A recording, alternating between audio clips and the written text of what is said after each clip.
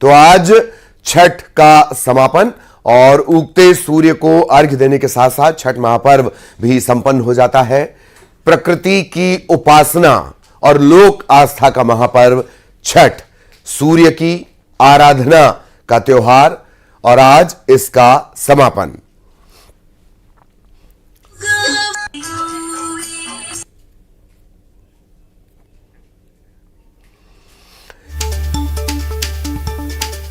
ये अलग अलग जगहों की तस्वीरें हैं। घाटों पर जो श्रद्धालु हैं उनके पहुंचने का सिलसिला जारी है उगते सूर्य को अर्घ्य देने के लिए। ये बिलासपुर की तस्वीरें इस वक्त आप देख रहे हैं जहां पहुंचे हुए हैं हजारों हजार श्रद्धालु सूर्य की उपासना के लिए। दुर्ग में भी व्यापक तैयारियां की गई थी। दुर्ग की तस्वीरें इस वक्त आपकी स्क्रीन पर। छठ घाट बना लिया गया था और अब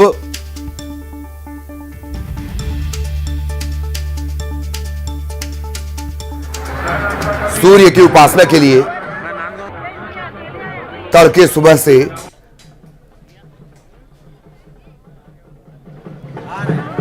छठ व्रतियों के पहुंचने का सिलसिला, भक्तों के पहुंचने का सिलसिला शुरू हो गया था और इसी के साथ आज समापन भी छठ का हो जाएगा। कठिन तप और कठिन तप के बाद सूर्य को अर्घ्य और इसी के साथ छठ का समापन।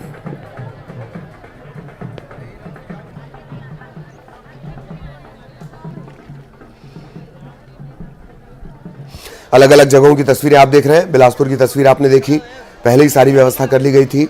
दुर्ग की तस्वीर आपने देखी। रायपुर में भी छठ को लेकर घाटों पर तैयारियां पहले ही कर ली गई थीं और अब देश प्रदेश के हजारों हजार श्रद्धालु उगते सूर्य को अर्घ्य देने पहुंचे हुए हैं। ये तस्वीरें अलग अलग जगहों की इस वक्त आपकी स्क्रीन पर। छठ पर्व की कवरेज हम लगातार आपको दिखा रहे हैं, अलग अलग जगहों की तस्वीरें।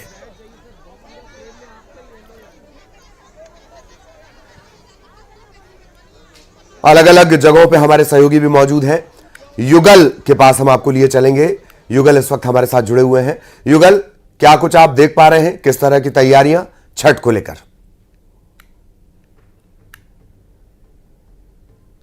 जी बिल्कुल ललित, देखें हम सीधी तस्वीर है जो खारू नदी जो तट है वहां से हम आपको दिखा रहे हैं। देखिए किस तरह के यहाँ हजारों की संख्या में जो भक्त हैं वो यहाँ पर उपस्थित हैं और ये आस्था का सैलाब है वो देखने को मिल रहा है।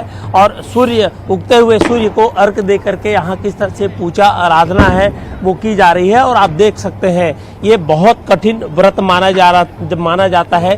4 दिनों तक जो व्रत हैं वो चलती हैं और उसके बाद आज व्रत को तोड़ा जाता है। तो आप देखिए यहाँ पर उत्तर भारतीयों की संख्या काफ़ी है, काफ़ी तादाद में यहाँ उत्तर भारतीय लोग यहाँ पर रहते हैं। और आप देखिए छठ घाट में किस तरह की जो तस्वीर है। और सबसे खास बात यही है चूँकि यहाँ हजारों की संख्या में भक्त यहाँ पर मौजूद हैं और नदी है और उसी के तट में उगते हुए सूर्य की प्रार्थना की जाती है, भगवान भास्कर की पूजा की जाती है।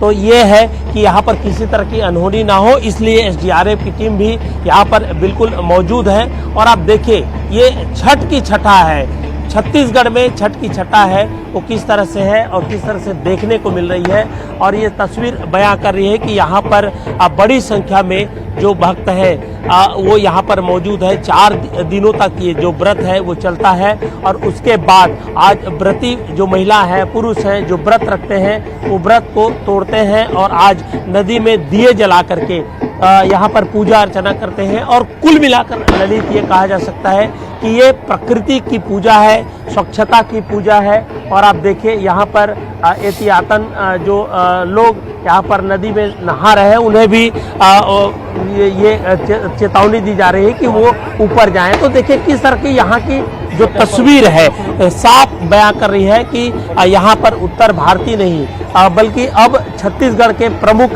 पूजा के रूप में इसे शामिल किया जा चुका है। और यहाँ पर बीती रात मुख्यमंत्री भी विष्णुदेव साय जी भी यहाँ पर मौजूद थे। और आप देखिए यहाँ पर ये व्रत कैसे चली। छठी मैया की पूजा अर्चना काफ़ी धूमधाम से यहाँ पर किया जा रहा है और सांस्कृतिक कार्यक्रमों का भी यहाँ पर जो आयोजन है वो किया जाता है। तो ललित, इससे साफ अंदाजा लगाया जा सकता है कि यहाँ पर जो महादेव घाट है वहाँ पर खारून नदी में बड़े ही धूमधाम के साथ छठ पर्व को मनाया जा रहा है और हजारों की संख्या में यहाँ पर जो श्रद्धालु हैं, जो भक्त हैं, छठी मैया की पूजा अर्चना करने के लिए यहाँ पर मौजूद है। जी बिल्कुल, आप लगातार बने रहें। युगल, आपके पास भी हम आएंगे, नजर आ रहा होगा आपको। अमित जायसवाल हमारे साथ जुड़े हुए हैं खंडवा से, इसके अलावा सुशील आपको ग्वालियर से नजर आ रहे होंगे। अमित, आपके पास आना चाहूंगा, छठ की छठा क्या कुछ देख पा रहे हैं? जी बिल्कुल ललित जी, नहाए खाए से छठ की शुरुआत होती है और उसके बाद खरना होता है। कल जो डूबते हुए सूर्य को अर्घ दिया गया था, अस्ताचलगामी सूर्य को अर्घ दिया गया था और आज जो है यहाँ अर्घ दिया गया है उगते हुए सूरज को। जो व्रती हैं वो यहाँ आप देख सकते हैं पूजन पाठ में लगे हुए हैं। तरह का ये जो छठ पर्व है, किस तरह से पूजा पाठ की और क्या कुछ होगा? नहा खाए से इस पर्व का शुरुआत होता है और दूसरे दिन खरना रहता है। नहा खाए के दिन लौकी और चने की दाल बना के खाते हैं व्रती और दूसरे दिन खरना होता है। उस दिन गुड़ की खीर और रोटी बनाते हैं प्रसादी में और तीसरे दिन निराजल व्रत रहकर घाट पे आके शाम का अर्घ देते हैं।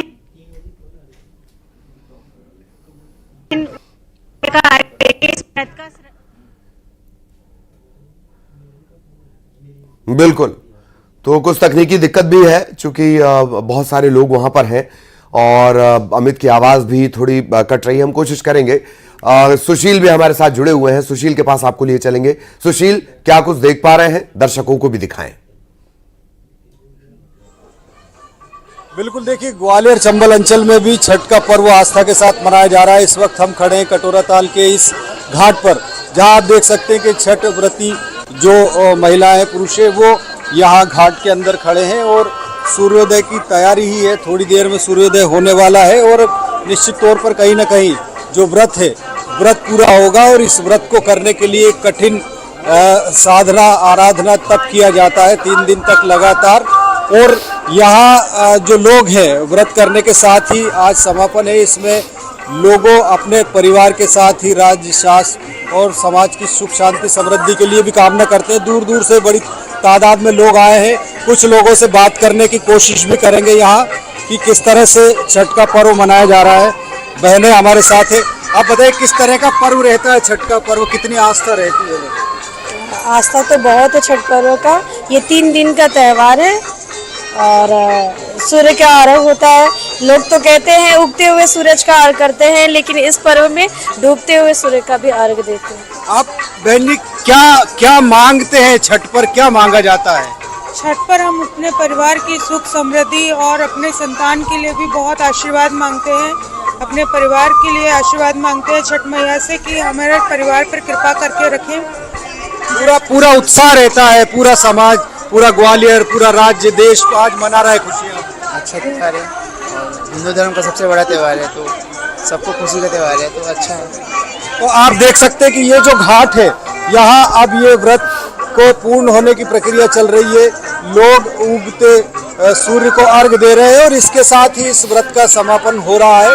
निश्चित तौर पर ये कठिन जो व्रत है ये करने के लिए लोगों को बहुत मेहनत करनी पड़ती है और लगातार इस व्रत को करने के बाद सुख शांति समृद्धि की कामना न सिर्फ अपने परिवार के लिए, राज्य के लिए, बल्कि देश के लिए भी करते हैं ताकि अमन चैन बना रहे, साथ ही लोग भी खुशहाल रहे। और ये खुशहाली का पर्व है, पूरा देश मना रहा है आज इस पर्व को। बिल्कुल बिल्कुल बिल्कुल। श्रवण भी अंबिकापुर से हमारे साथ जुड़े हुए हैं। अब श्रवण के पास आपको लिए चलेंगे। श्रवण, कहां पर ये तैयारियां की गई थी, छठ घाट कहां पर बनाए गए थे, क्या कुछ देख पा रहे हैं वो बताएं जरा दर्शकों को। श्रवण, देखिए मैं अंबिकापुर के शंकर घाट के छठ घाट में मौजूद हूँ और मैं सबसे पहले तस्वीर दिखाना चाहूँगा कि किस तरह ये छठ का जो लोक आस्था का जो पर्व है, ये जो छठ पर्व है उसमें किस तरह लोगों का जो सैलाब उमड़ा था। कल शाम से ही अर्घ देने के बाद यहाँ पर लोग इकट्ठा हुए थे और इसके बाद जो आज सुबह सूर्य भास्कर भगवान को जो अर्घ देने के बाद जो है ये जो छठ का महापर्व का समापन हुआ है। और यहाँ पर लोग भी हैं, तमाम तरह के यहाँ गीत संगीत रात भर चला है। और कुछ महिलाओं से भी बात करेंगे, लोगों से भी बात करेंगे। हम बात करने की कोशिश करेंगे कि किस तरह से ये जो छठ का पर्व मनाया जाता है। और इसके बाद ये पर्व जो है आज जो समाप्त हुआ, किस तरह का ये पर्व था आज समाप्त हुआ? पर्व बहुत अच्छा था। छठ मैया का पर्व है, सूर्य भगवान का पर्व है।